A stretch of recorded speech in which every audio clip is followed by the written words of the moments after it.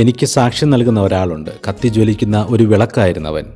ഈശോ സ്നാപകനെക്കുറിച്ച് പറയുന്ന ഈ വാക്കുകളായിരിക്കും ക്രിസ്തുവിൽ നിന്ന് ഒരാൾക്ക് ലഭിച്ച ഏറ്റവും വലിയ അഭിനന്ദനം. ഇങ്ങനെ നന്നായി ജ്വലിച്ചിരുന്ന ഒരു ആധ്യാത്മിക ജീവിതം നമുക്കും ചിലപ്പോഴൊക്കെ ഉണ്ടായിട്ടുണ്ടാവും. പ്രത്യേകിച്ച് കുട്ടിക്കാലത്തെ ക്രിസ്മസ് നാളുകളിൽ പുണ്യങ്ങൾ എണ്ണി എഴുതി ഉണ്ണീശോയ്ക്ക് തലയണയും കളിപ്പാട്ടവും ഒക്കെ തരപ്പെടുത്തി കൊടുത്തിരുന്ന നാളുകൾ. കൊച്ചു ത്രേസ്യ ഒരിക്കൽ ചേച്ചി സെലിന് ക്രിസ്മസ് സമ്മാനമായി ഒരു കവിത എഴുതി കൊടുക്കും. അതിൽ മാതാവ് ഉണ്ണീശോയ്ക്കൊരു കുഞ്ഞു സഹോദരിയെ അന്വേഷിക്കുകയാണ്.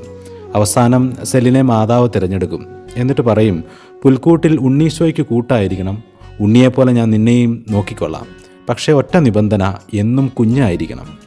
കരോൾ പാട്ടും പുൽക്കൂടുമൊക്കെ ഉണ്ടാക്കി നാം ഒന്നുകൂടി കുഞ്ഞുങ്ങളാകുന്ന അവസരം കൂടിയാണ് ക്രിസ്മസ്. പഴയ നക്ഷത്രങ്ങൾ പൊടിതട്ടിയെടുത്ത് പ്രകാശിപ്പിക്കുന്നതിൻ്റെ കൂടെ പണ്ടുണ്ടായിരുന്ന എന്തെങ്കിലും ഒരു നല്ല ശീലമോ പ്രാർത്ഥനാ രീതിയോ ഒക്കെ നമുക്കൊന്നുകൂടി പ്രകാശിപ്പിച്ചെടുക്കാം.